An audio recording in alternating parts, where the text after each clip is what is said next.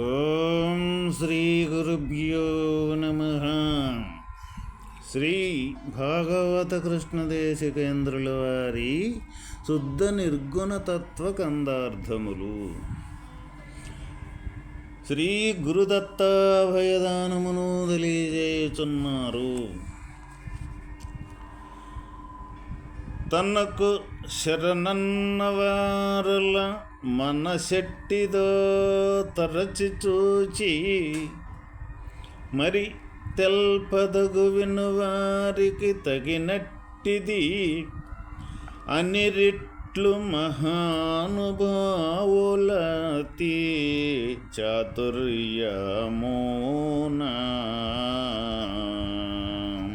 విన్నికని మన సతి చాతుర్యమోనా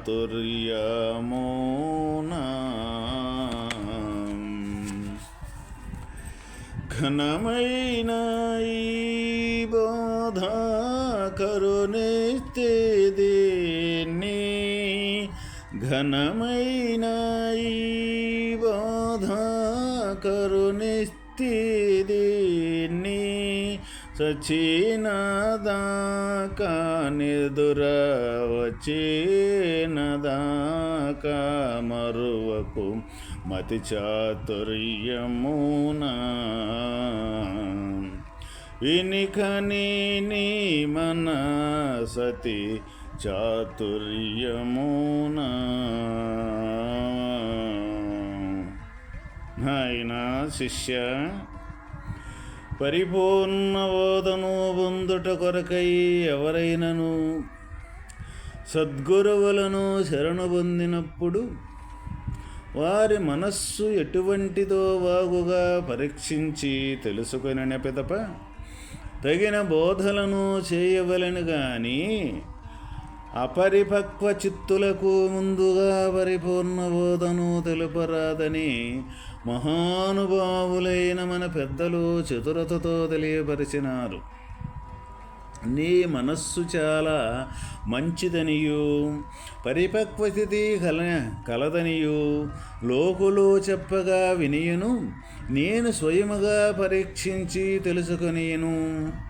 నీ మీద దయతో నీకు గొప్పదీయగు పరిపూర్ణ బోధన రింగించి తిని నీవు దీనిని నిత్యము నిదురవచ్చు వరకును శరీరము పతనమగు వరకును మరువకుము.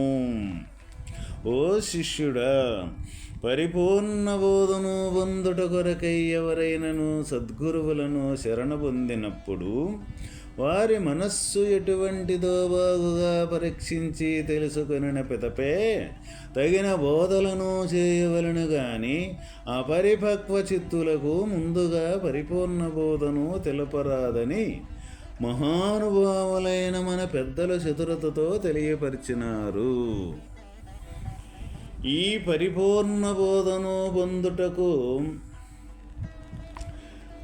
దీనికి సంబంధించిన అర్హత అనేది శిష్యుడికి తప్పనిసరిగా అవసరం. ఎందుకు అంటే ఈ పరిపూర్ణ బోధ అనేది, పరిపూర్ణ స్థితి అనేది కంటికి కనిపించేది కాదు,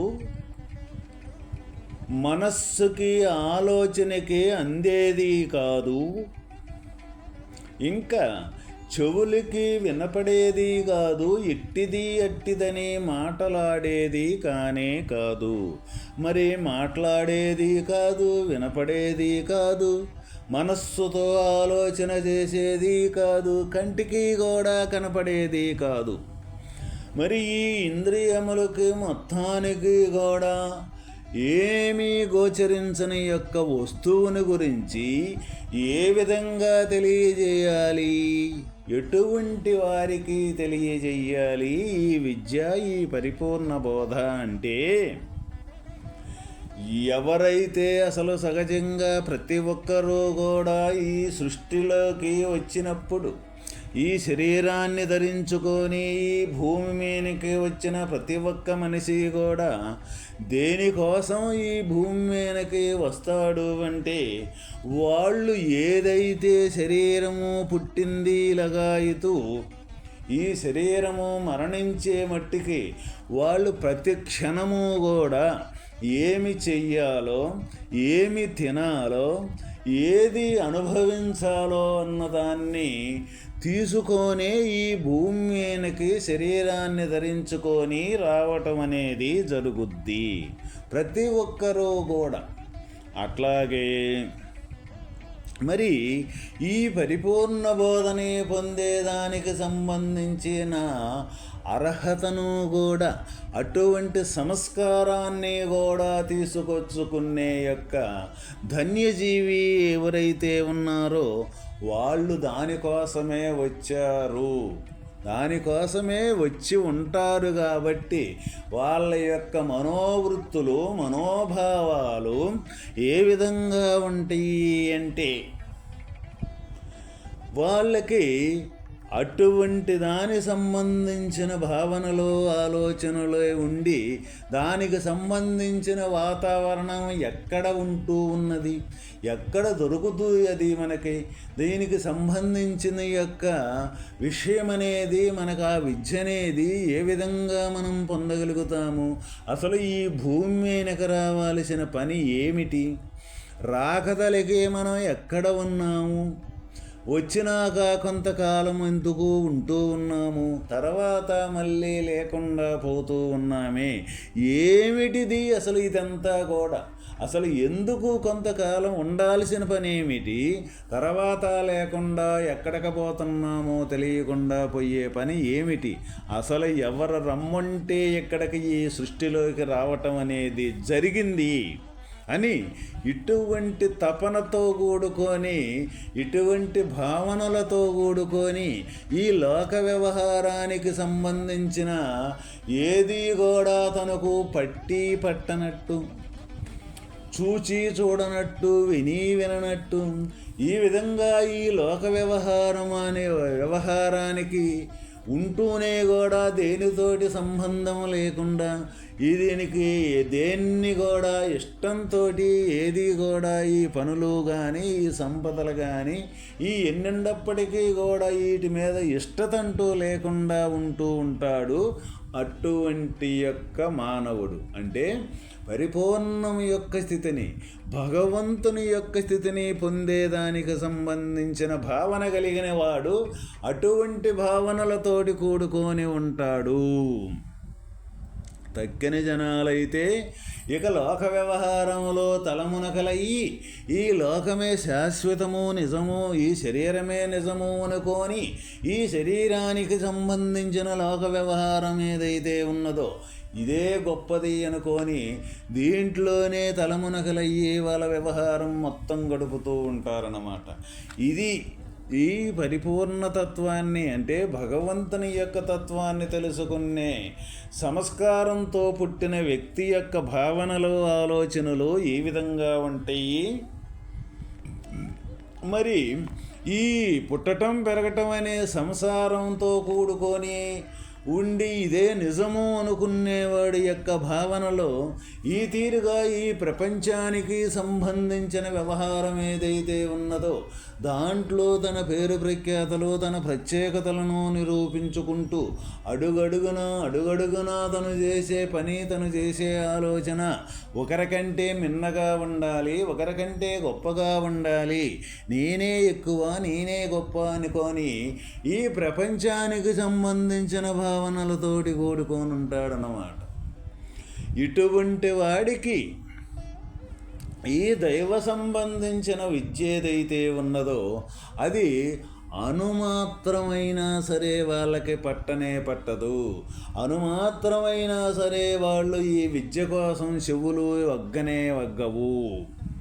ఎందుకంటే వాళ్ళ ఆలోచనలు కానీ, వాళ్ళ భావనలు కానీ ఏ విధంగా ఉండి అంటే ప్రపంచం నిజమనుకొని ప్రపంచంతో సతమతమవుతూ ఉన్నారు. కాబట్టి అదేందో కనపడింది మనకెందుకు ఆ గోల, పుట్టాం పెరిగాం మరణించేటప్పుడు పోతే పోతాం నలుగురితో పాటు, కావో పీవో మజా ఉన్న 4 రోజులు అనుభవించేసేద్దాం, తర్వాతే నలుగురితో నారాయణ మనం కూడా పోతామన్న అటువంటి మెట్ట వైరాగ్య పలుకులతోటి ఆ విధంగా ఈ లోక వ్యవహారమే నిజము అనుకొని నడుస్తూ ఉంటారు ఈ లోక వ్యవహారికులు.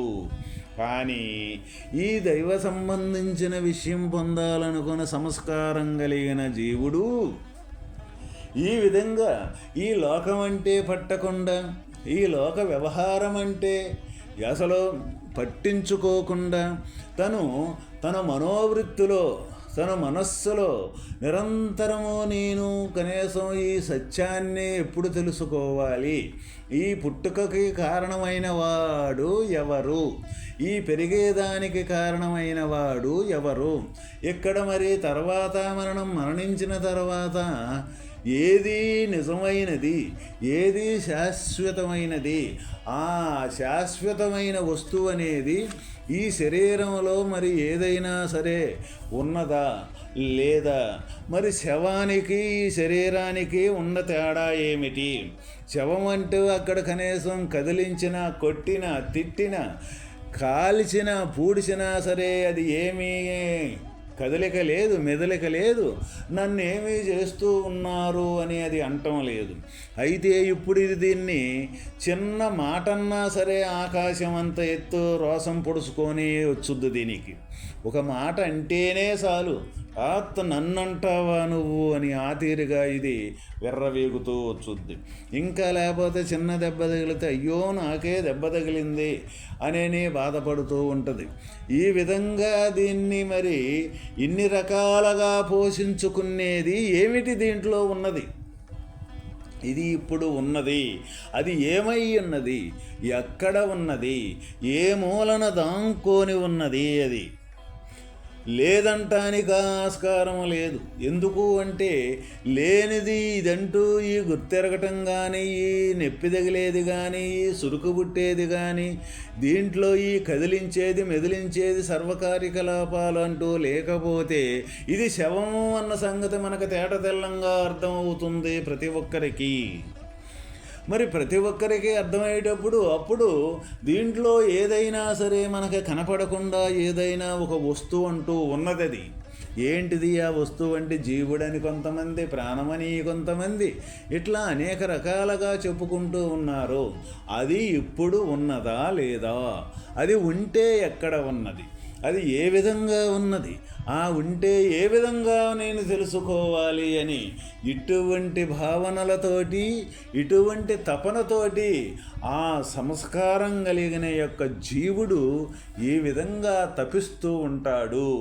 అటువంటి వాడికే ఈ పరిపూర్ణ బోధ కానీ, ఈ భగవంతుని యొక్క తత్వం కానీ పట్టుద్ది, చేరుకోగలుగుతాడు. కానీ అన్యదా ఈ ప్రపంచ దృష్టి ఉన్నంతసేపు ఈ భగవంతుని యొక్క మార్గం చాలా దుర్లభంగా ఉంటుంది అన్నమాట. పడమటకే తూర్పుకే ఎంత వ్యత్యాసం అయితే ఉంటుందో అంత వ్యత్యాసం ఉంటుందన్నమాట.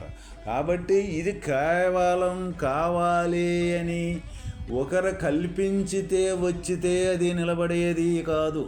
తనకు తానుగా పూర్వజన్మ సంస్కారం అనేది తీసుకొని వచ్చిన జీవుడికే ఇటువంటి యొక్క లభ్యము, ఇటువంటి యొక్క మార్గం కోసం తను ఎతుకుతాడు. ఎతికి ఎక్కడైతే నాకు ఈ మార్గం దొరుకుద్దో, ఎవరైతే నన్ను కడతీర్చుతారో అని అటువంటి పెద్దల దగ్గరికి వెళ్ళి దానికి సంబంధించిన సేవా విధానం ఏదైతే ఉందో దాన్ని ఎన్నుకొని ఆ సేవ చేసి వారి వల్ల తెలుసుకొని ఏ విధంగా ఈ శరీరాన్ని నడిపే శాశ్వతమైన వస్తువు ఎట్లా ఉన్నది, అది ఈ శరీరంలోనే ఉన్నది, ఏమై ఉన్నది, ఈ శరీరంలో ఈ నేను నేను నేను అనుకునే వస్తువు ఏ విధంగా కంటికి కనపడకుండా మనసుకి అందకుండా ఉంటుందే అని ఆ విధంగా తనల్ని ప్రశ్నించి తన అనుమానాల మొత్తాన్ని తీర్చుకొని వాస్తవమైన ఆ ముందు నేననే వస్తువుని తెలుసుకునే ప్రయత్నం చేస్తాడు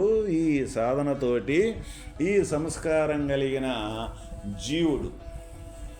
అయితే మరి సంస్కారం కలిగిన జీవుడు ఆ విధంగా పుట్టి దానికోసమే పుట్టొచ్చి ప్రతి ఒక్కరూ కూడా ఎవరు దేనికోసమైతే పుట్టి వచ్చారో అదే చేస్తూ ఉంటారు అని చెబుతూ ఉన్నారే. మరి ఈ సంస్కారం అనేది అసలు ఏ విధంగా కలుగుద్ది?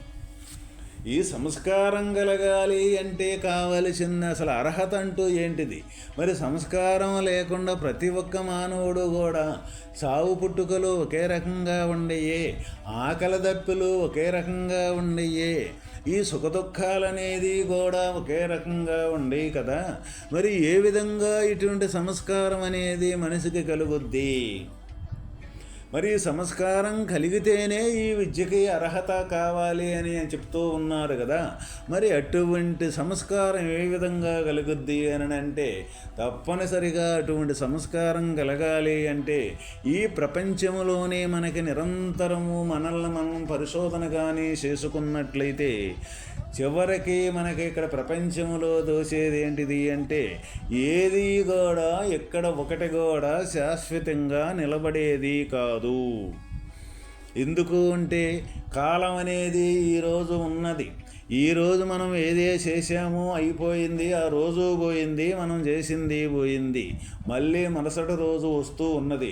ఆ రోజుకు సంబంధించిన పని ఆ రోజు చేశాం, దాంట్లో మంచో చెడో కష్టమో నష్టమో చేశాం. ఆ రోజు పోయింది, ఆ రోజుకు సంబంధించిన పని కర్మలో పోతూ ఉన్నాయి. ఈ విధంగా ఏది కూడా నిలబడటల్లా మనం చేసే ఆలోచనలను మొదలుకొని మనం చేసే ఈ కర్మలన్నీ కూడా ఈ లాభ నష్టాలు కానీ సుఖదుఖాలు కానీ సమస్తం మొత్తం కూడా ఏ రోజుకు ఆ రోజు చేస్తూ ఉన్నాం, పోతూ ఉన్నాయి, చేస్తూ ఉన్నాం, పోతూ ఉన్నాయి. చివరికి మన ఈ శరీరం కూడా లేకుండా పోతూ ఉన్నది అని ఎవరికి వాళ్ళు కానీ విచారణ చేసినట్లయితే నిజమిదేను అని తేలిపోతుంది అన్నమాట. ఈ నిజం ఇదేనని తేలిపోతే మరి దీంట్లో ఉండంగానే మరి అప్పుడు తనకి వైరాగ్యం అనేది, అప్పుడు అక్కడి నుంచి తనకు సంస్కార బీజం అనేది అక్కడ తయారవుద్ది. మరి ఎట్లా దీంట్లో నుంచి తప్పించుకోవాలి అంటే నేను ఏమి చెయ్యాలి, ఏమి చేస్తే దీంట్లో నుంచి మరి ఏ రోజుకా రోజు పోతూ ఉన్నది మనం చేసేదంతా కూడా మరి ఏ విధంగా మరి ఈ పొయ్యేదాన్నే నిజము అనుకుంటూ ఉన్నాము. మనం నిజం అనుకున్నా కానీ అది నిజంగా ఉండటం లేదు.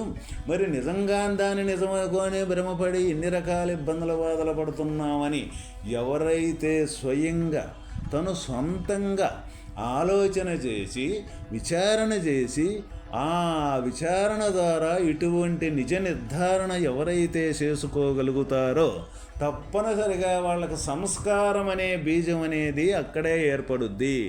ఆ సంస్కారాన్ని ఎంతంతంత ముందుకు పెంచుకొని పోతూ ఉంటారో వాళ్ళే ఇక్కడ మళ్ళీ ఈ జన్మలో కానీ మరు జన్మకైనా సరే ఆ సంస్కారం యొక్క దీనితోటి వాస్తవమైన పరమాత్మ స్థితిని చేరుకోగలుగుతారు. అటువంటి వారికి ఈ గొప్పదియగు పరిపూర్ణ బోధ నిరంగించదని నీవు దీనినే నిత్యము నిద్ర వచ్చిన దాకను శరీరము పతనమగు వరకును మరవకము. ఎవరికి ఇదిగా మరవకుండా ఉంటాడు అంటే ఈ పరిపూర్ణ బోధ ఎటువంటి వైరాగ్యమైన విషయం. ఏ వైరాగ్యం అంటే ప్రపంచానికి సంబంధించిన వైరాగ్యము, ఈ జ్ఞానంతో కూడుకున్నదంత అబద్ధము అని, వాస్తవమైన ఈ జ్ఞానం ఎక్కడ తయారవుతుందో ఆ పరమాత్మయే నిజము అనుకొని ఆ స్థితి శరీరము నిద్ర వచ్చిందాకా అంటే నువ్వంటూ ఏమీ లేకుండా పోయే మట్టికి, అంటే నీ మనస్సంటూ ఏమీ లేకుండా ఉండటమే ఇక్కడ నిద్ర రావటం. నీ మనస్సు ఎప్పుడూ కూడా విషయాచింతన అనేది ఎప్పుడైతే తొలగిపోతుందో ఆ తొలగిపోయిన మరుక్షణమే నీకు నిద్ర వచ్చినట్టు లెక్క. శరీరం పతనం అయితే ఎప్పుడైతే పోతుందో అప్పటికి ఈ మనస్సు లేకుండా పోయేదానికి ఎలాంటి వ్యత్యాసం అంటూ లేనే లేదు. ఆ విధంగా ఇక్కడ గురుదత్త అభయదానాన్ని తెలియజేస్తున్నారు. ఓం తత్సత్.